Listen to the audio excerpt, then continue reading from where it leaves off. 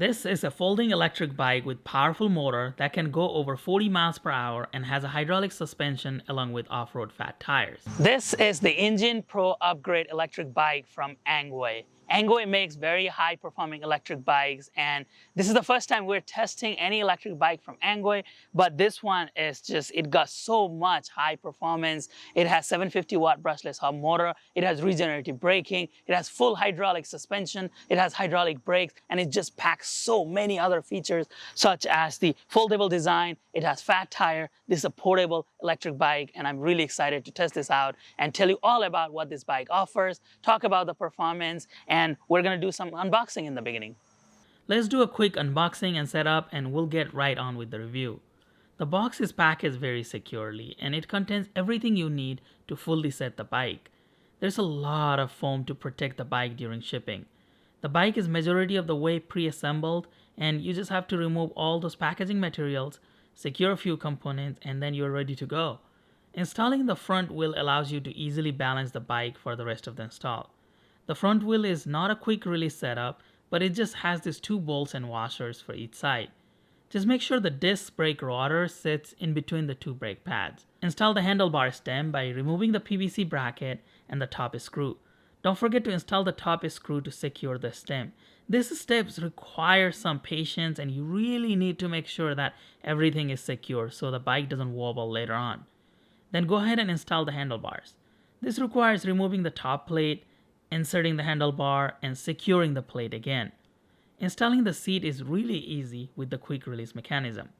The pedals are marked left and right, and you just have to secure them using the tools provided with the bike. The front fender and the headlight are secured using the traditional screw and bolt method, which is pretty common with e-bikes these days. The front fender also has these 2 brackets that need to be secured with the fork. Let's start by discussing the design. This e-bike is unique and not just folds on the handlebar, but also frame itself folds in half. This design choice makes this e-bike very portable despite its large fat tires. You can easily pop this bike in your pickup truck or an SUV. This bike essentially becomes a 30 inches by 32 inches when folded, making it very easy to fit basically anywhere. Aside from the folding design, you can also easily adjust the handlebar height on this e-bike. Even with a quick glance, you can tell that this bike is made from a high quality material which is durable and safe. It is made of a 6061 aluminum, and each frame is stress tested per ENGWE's quality control protocol. This bike not just feels tough, but also performs extremely well on harsh conditions. This bike gives me more of a motorcycle style vibe. The heavy-duty cargo rack has multiple support connections to the frame and can withstand higher load capacity than advertised. We typically don't see rear rack included with an e-bike, and even if it does come with the rack, those racks have max load capacity of less than 20 pounds. The integration of the battery within the frame is also quite unique for this e-bike. It has a rugged cockpit design and best looking display I have seen for any e-bikes. Let's dive into each component now. The biggest edge this e-bike has over the competition is the high speed capabilities. On a sub $2,000 e-bike, we typically see speeds anywhere from 18 to 22 miles per hour and maximum 27 miles per hour. We tested the Engine Pro to go max of 40 miles per hour, and on average we were getting 32 miles per hour. Even though the website says 28 miles per hour max speed, we were able to push that with the throttle and pedaling. The camera here doesn't do a full justice of how thrilling it is to have an instant torque and reach all those high speeds. Of course, the motor plays a big role on the high speed capability. The Engine Pro Upgrade features a 750 watt brushless hub motor with 80 Newton meter of max torque. In our testing, the motor peaked at around 1000 watt. That is a lot of power for an e-bike in this class. With those high powers, you can easily conquer any terrain, and our testing showed that this bike can go well over 20-degree hill without losing much power. You can also drive on the regular road in many parts of the world and keep up with the traffic with those kind of speeds. The Engine Pro Upgrade features a 16 amp hour 48 volt battery that is integrated within the frame. You can either charge this battery by plugging into a charger directly to the frame, or you can also remove the battery and charge it separately. There is a security lock to prevent the battery theft. We don't usually see 16 amp hour battery on these e-bikes. The typical capacity is from 6 to 14 amp hour. So the higher capacity does allow the Engine Pro upgrade to go over 50 miles per charge.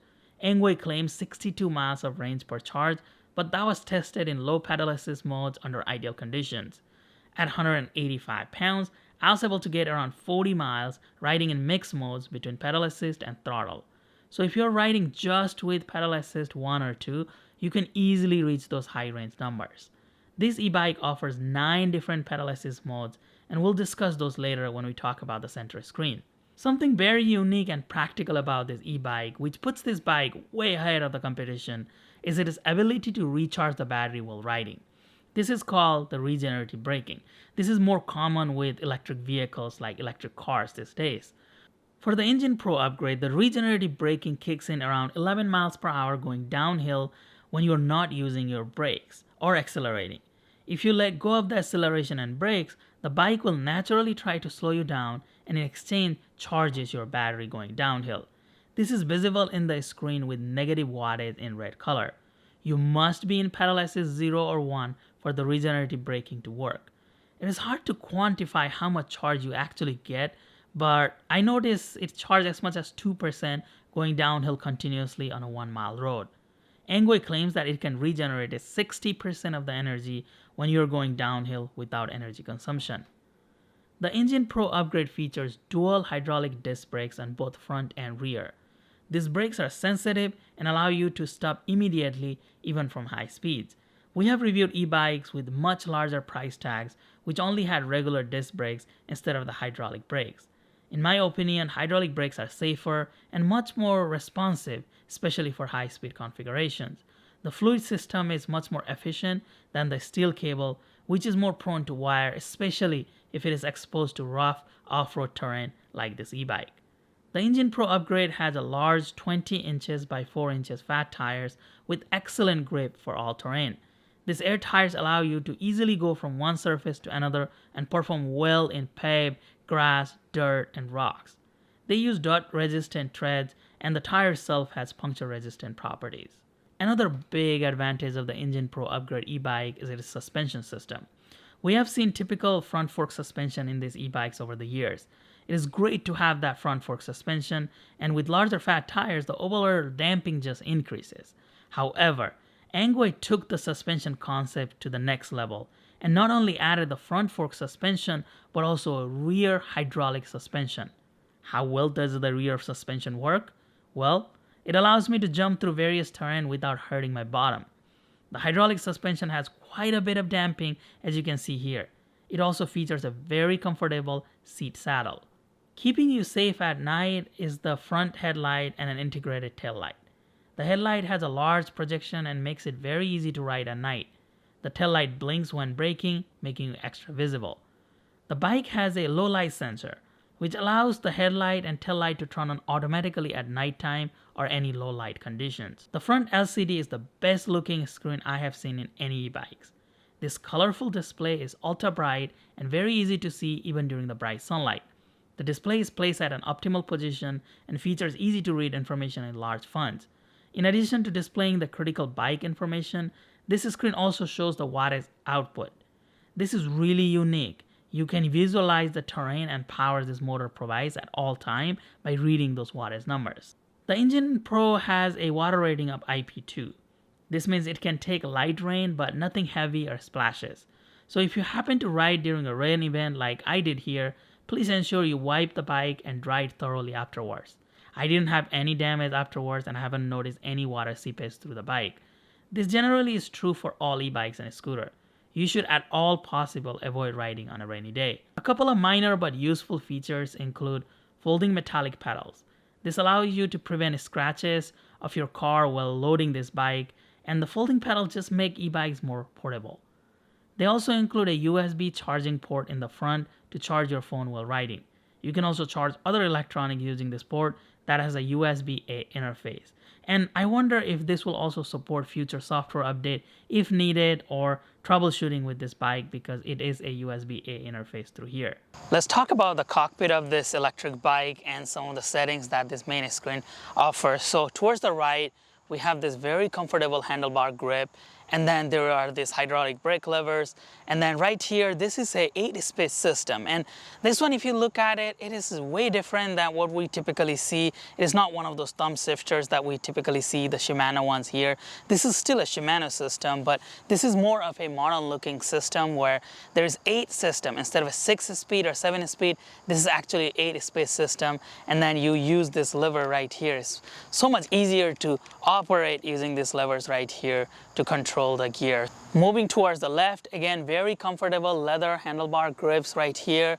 There is your brake lever for the hydraulic brakes. And one thing I didn't want to point out on both sides is that this is screws. I feel like they should be from towards the bottom instead of going from the top, and they're a little bit out. And I tried tightening it, and looks like this is as far as it will go.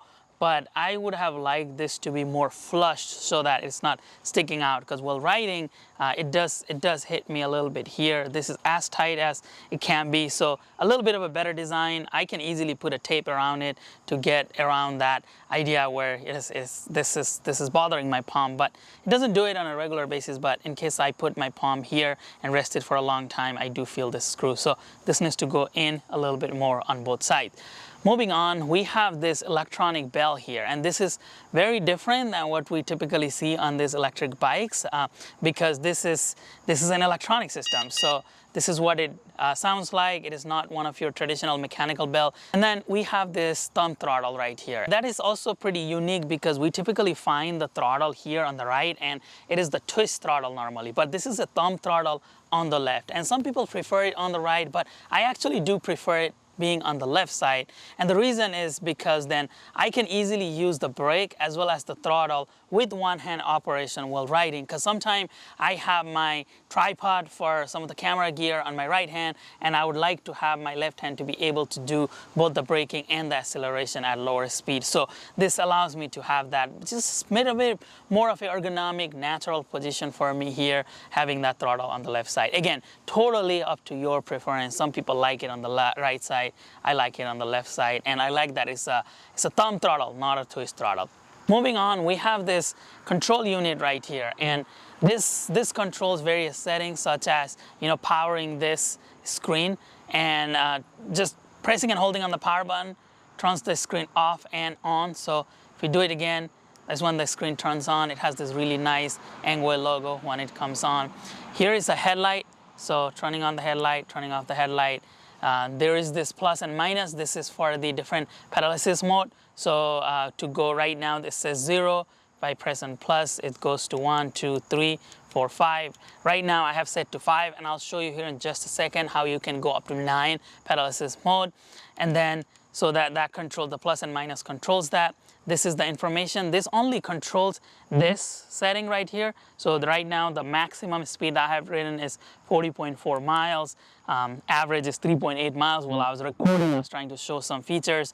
And then the time right now, since the last turn on, how many times, how long I have ridden, 0 minute.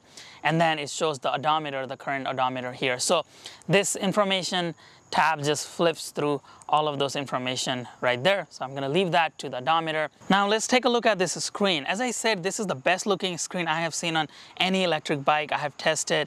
This, you can adjust the angle of this so that it fits your need. And what this shows is right here, it shows the battery percentage. So it's 100% charged right now. This shows the current speed. So whatever speed that you're going in, this one kind of rotates and it shows that speed. Right here in the middle also shows the current speed. And then right here it says 0 watt. This changes whenever you are riding, especially going up the hill. It shows the current wattage output of your motor. So when you are going, 750 watt, steep climbing, the wattage increases. When you're going downhill, it goes down, even negative if it is regenerative braking. So you can see the live wattage number right here and here. And then this is the sport mode. So it just goes really fast with the sport mode. You can change between different modes, and I'll show you how to do that in just a second. This is the trip. So the current trip mile, you can reset that. This is again the pedal assist level, so you can change that and it shows right here in front of you. And then this is the odometer, so the current odometer miles. So if you press and hold on this plus and minus button simultaneously, that is when you enter the settings mode. So when you do the display setting and press this eye icon, that is when you can change different things. So dormancy time, if the bike has been dormant for 5 minutes, then it will just turn off on its own. Trip reset. There is a lot of sensitivity settings. The booklet that comes with the bike will go over all of this features, but that is how you enter into the settings. When you go back, you can also enter the advanced setting, and that is when you can change some of the settings. Sometimes this wheel number, the size might be wrong, so these are 20-inch wheels, so that should be it. There's a speed limit. You can set the speed limit. So even though this bike says 31 miles per hour, that can fluctuate based on different situation, and you can push this really more towards the 40 miles per hour limit with pedaling and throttle and the sports mode. So you can do a few things with the speed limit here. But if you want this to be set at a lowest speed mode, so such as if you want this to be just set at 15 miles per hour maximum speed, you can do that by just going over here and setting that speed limit to lower. So right now 30, 28, so you can do any of that speed limit. So 31, that's the max speed limit that it shows right here. Then there is the mode, the sensor, the assistance number. You can change a lot of this, and this is where the power set. This is where you can go in here and you can change the pedal assist level. So right now it goes from 0 to 5, but if I could also do 1 to 5. I could also do 0 to 7, 1 to 7, or 0 to 9. So we're going to leave it at 0 to 9, and you can also further modify this. So what does 1 mean? Is 25% assist versus 9 is 96. So you can really fine tune how much you want your pedal assist 1 to be. So I could say, okay, so at pedal assist 1, I just want the assist to be 15%. That's it. So then it will do that exactly that. So it can go from 1 to 9. So you can set for all of this, and you can exit. What we're going to show you on the main screen how it changed from 0 to 9. At that point, there is also slow start. There's a lot of these settings. Again, you can find it in the booklet. So you can check out all of that right here. So going back, I'm going to exit, and looks like the headlight turned on. And that's another feature that it automatically turns on the headlight whenever it sees that there is a low light condition. And right now there is a low light condition, so the headlight turned on, and we can manually turn that off. But right here, now there is 0. Now this will allow me to go all the way to pedal assist speed level 9, which is awesome. Now you can really customize how much assist you want, which is a great feature. And you know, sometimes there is pedal assist 1 to 5 or 0 to 5, and 1 is a little too much, but 0 is too less. So this will allow you to adjust that, which is an amazing feature. And a lot of you have been asking for that feature, and this bike has it. So I'm really impressed with this electric bike. I have thoroughly tested the ENGWE Pro, and I put in more than 50 miles on the odometer, and I am very, very surprised with some of the features that it offers. You know, the suspension is amazing. You can just jump through the curve, you can go off-roading, and you won't really feel any of those bumps. So very, very impressed with that. I really like how powerful the motor is. It's a 750 watt motor, but it probably peaks around 1000 watt, and it just provides that hill climbing capability. The 48 volt battery, large capacity battery, does a job really, really well. And even when the battery percentage is very low, this bike still performs really well. Versus some of the other electric bikes we have tested, when the battery drops below 20%, their performance decreases significantly, but not with this bike. You can go truly, 35 plus miles per hour with this electric bike, and the brakes work really well with the hydraulic brake. They're very sensitive, and they make this bike stop right away. I have been kind of nervous with other electric bikes in the past because they didn't have the hydraulic brakes. They had the regular disc brake, and if I go fast, even like 25 plus miles per hour, I start getting worried, like, will the brake really work for me to stop immediately? And that is not the case with this bike. With the hydraulic brakes, I fully trust them. I have used them, and they work really well. I like the folding design. It becomes a small bike. I can just put this on the back of my pickup truck, just take it anywhere. This fits in the back of a SUV. It would be pushing very tight with the sedan, but if you fold the sedan, it might fit. I didn't try that, so don't quote me on that. But for sure, on an SUV, it fits. I've tried that. I like the versatility of this electric bike. You can just take this on your regular commute on the road, but you can also take this light off-roading and full-on off-roading on certain situations because the suspension is just really awesome with this bike. And then, you know, it comes with a heavy-duty rear rack. We tested this with even adult in the rear rack and it worked. For sure, it works with kids.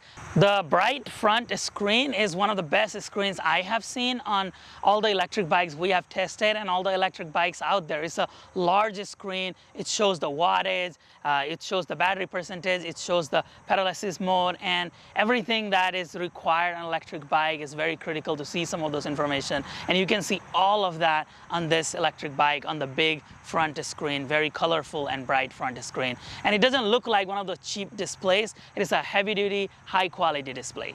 I really like the automatic headlight feature on this electric bike. It senses the ambient light, and then when it is low, it turns on the headlight automatically. I did test this electric bike a couple of times in the dark, and it performed really well. It has a very focused yet very bright headlight, and then the tail light make you really visible at night. And just knowing that the headlights are automatically on is one less step that you have to do while riding this at night. Finally, the large capacity removable battery is a big plus. This is a very large battery, and I really like that it is hidden. You can't just take it out, like it's not attached to anything. It's a part of a stem, so that I have to fold it and then remove the battery. But once I remove it, I have an option to take this, just the battery, inside my house, especially during the winter time. I do not recommend leaving lithium-ion batteries in your garages unless it's a climate controlled garage. You know, these batteries are not supposed to be staying in a very cold temperature outside or very hot temperature outside. So it gives me a peace of mind that I don't have to take this whole bike inside my house. I can just take the battery inside and then conserve the battery over time. I also appreciate ENGWE for including a very heavy-duty kickstand. And this seems like a simple thing that is obvious, but you see it a lot of time on other electric bikes and scooters we have tested. They somehow just end up putting a flimsy kickstand, and that just makes the bike look cheaper because, you know, the kickstand doesn't even hold it. Like, you just put it against the hill somewhere and it just falls, and I don't like that. Even in the garage, I find some of my electric bikes just tipping over because the kickstand is not working really well with storage. So I appreciate ENGWE for including a very heavy-duty kickstand. Again, a simple thing you would imagine, but it makes a big difference for me personally. Thank you so much for watching this review. If you would like to see more reviews like this in the future, please subscribe to the channel if you haven't already done so. Give this video a thumbs up. Go to the comment section. Let me know any feedback you have about this bike, about this video, any other bikes we have reviewed in this channel. And if you would like me to review any specific other companies' e-bikes or ENGWE's other e-bikes that they have on the website, please let me know your thoughts in the comment section below. I will be back again with similar review in the near future. Namaste.